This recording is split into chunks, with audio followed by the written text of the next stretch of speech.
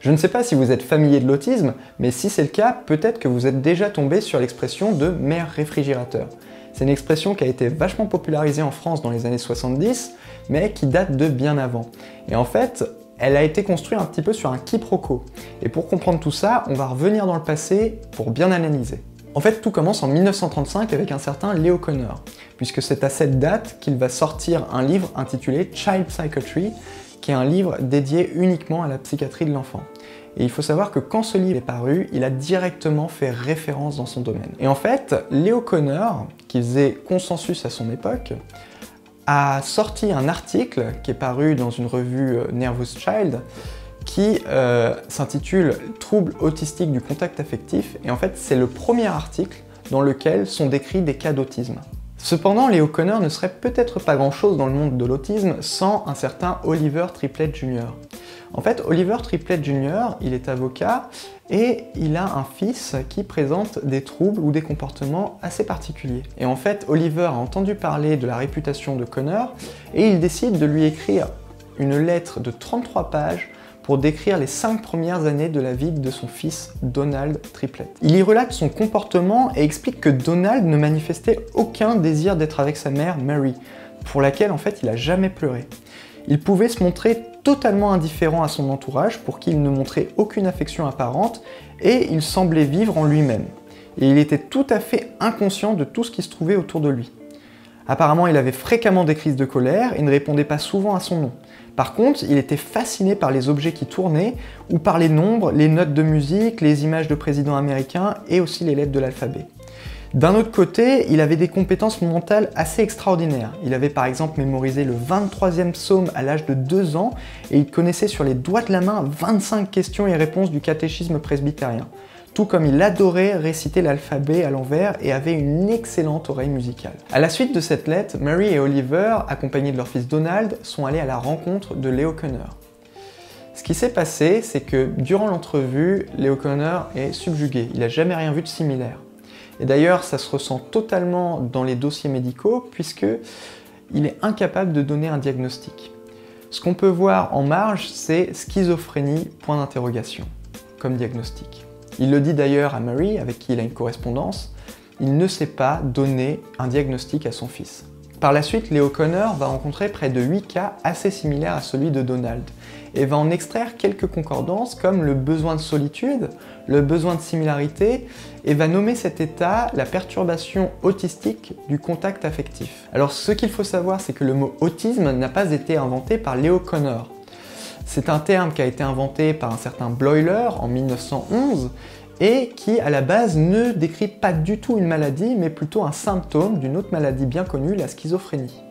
Alors, comme on peut s'en douter, à la suite de l'article de Leo Kanner, beaucoup de questions sur l'autisme ont émergé, notamment sur son origine, si elle est biologique ou psychologique, si c'est inné ou acquis, et si c'est acquis, quoi ou qui en est la cause. Et Kanner, dans son article de 1943, remarque que les comportements autistiques se manifestent très tôt dans le développement de l'enfant.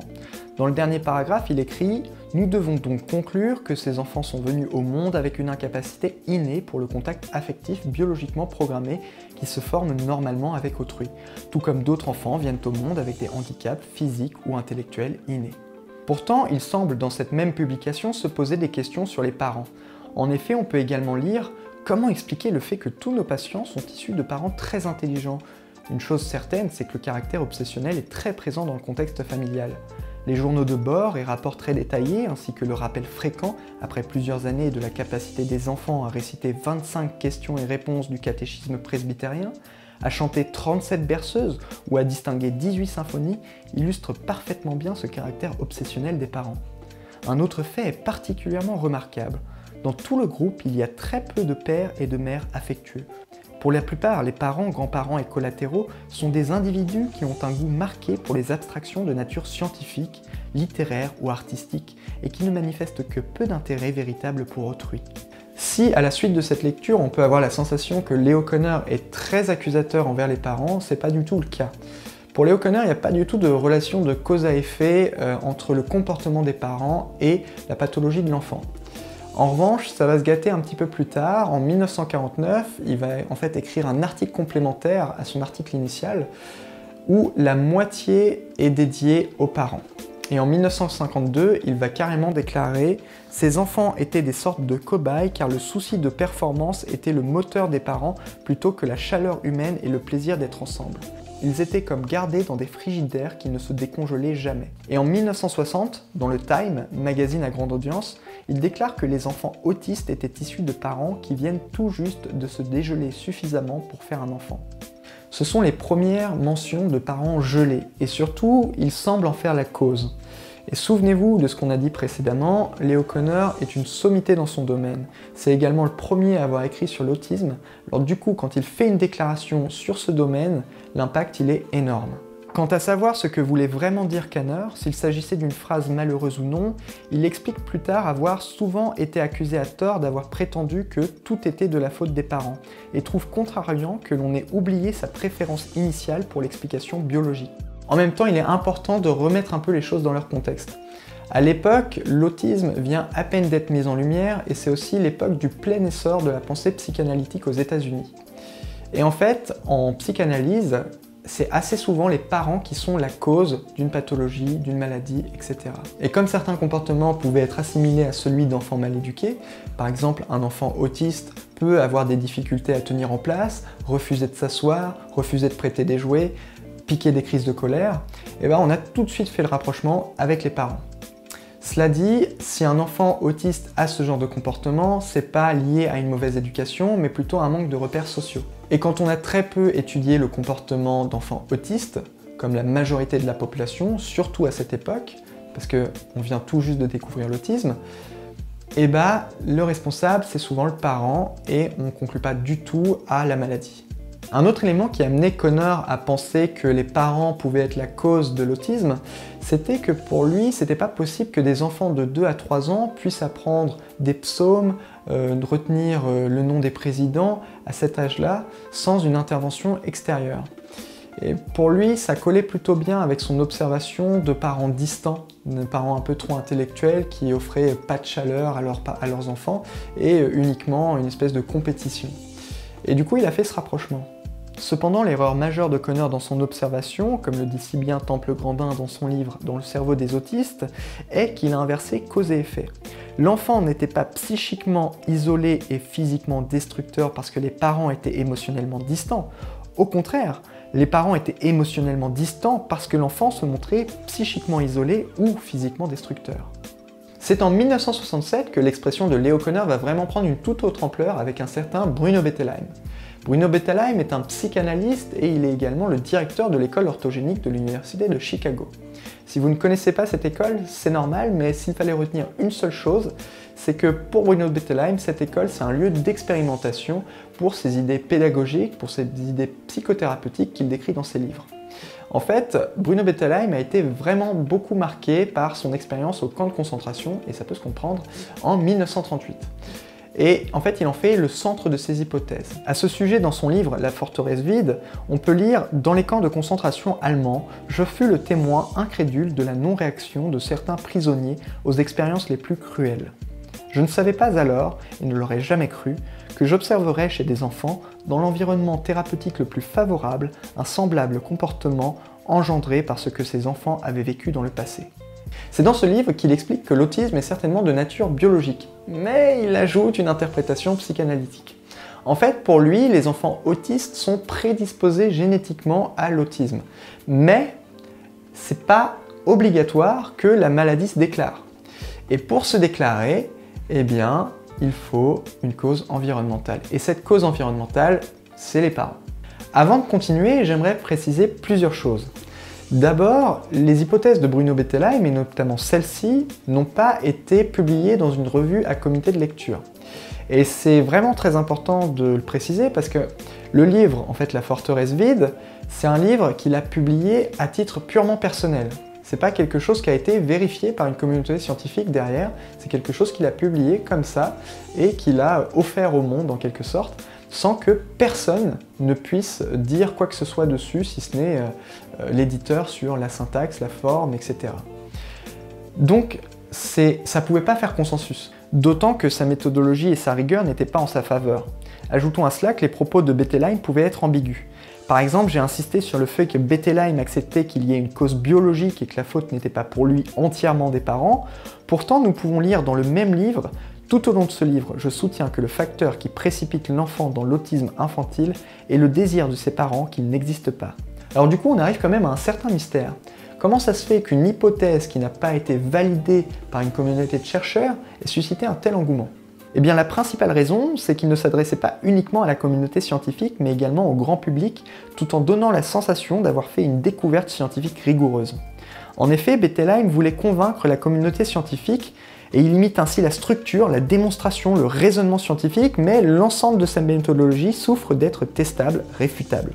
En revanche, pour le public, la situation est totalement différente, puisqu'en fait, il avait une certaine légitimité. Il faut le rappeler, il était directeur de l'école d'orthogénie affiliée à l'université de Chicago. Par le passé, par exemple, il avait eu l'occasion de s'illustrer avec des écrits sur les camps de concentration, et ça lui avait permis d'être affilié en tant qu'expert. Et si son hypothèse est devenue si populaire, c'est principalement grâce à sa forme.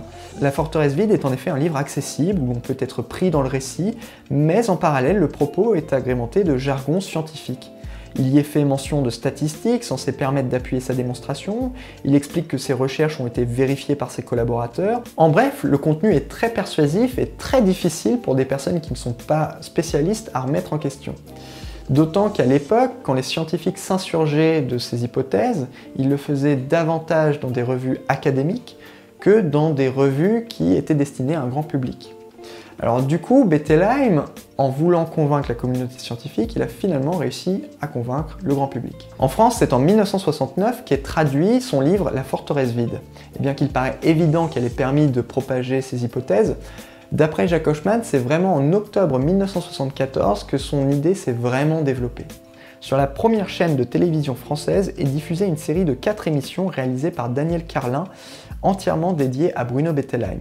Et en 1974, plus de 80% des foyers sont équipés d'un récepteur de télévision.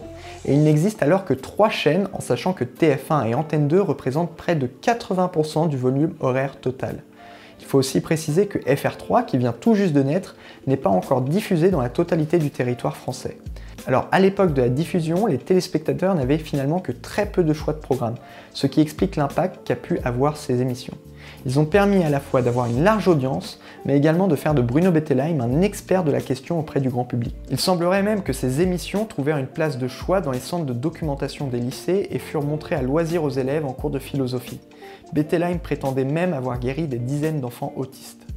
Le gros problème avec cette hypothèse de la mer réfrigérante, de la mer froide propagée par Bruno Bettelheim est qu'elle ne se base sur rien, qu'elle a tendance à faire culpabiliser les parents et qu'elle propose une psychothérapie qui est de fait pas adaptée. Cette hypothèse a eu de nombreuses conséquences, notamment en France, avec vraiment un grand retard au niveau de la question de la prise en charge. D'ailleurs, à ce sujet, le rapport de 2010 de la Haute Autorité de Santé tranche le débat de manière ferme. Autrefois, les parents ont été tenus pour responsables de l'apparition de l'autisme de leur enfant, selon une théorie qui était fondée dans une situation extrême à laquelle l'enfant avec autisme était très précocement confronté du fait de la perception d'affect maternel négatif, le conduisant à se replier pour se protéger. Cette théorie erronée a fait énormément de mal aux parents. Contrairement à ce qui a pu être cru, dans le passé, il n'y a pas à ce jour de preuves supportant l'hypothèse que l'autisme serait causé par une éducation parentale déficiente ou inadaptée. Maintenant, il faut savoir que même si de nombreuses études existent sur l'autisme, l'état des connaissances sur les causes, sur les marqueurs biologiques, reste encore très flou. D'autant que visiblement, les marqueurs biologiques entre 2 personnes diagnostiquées autistes varient énormément.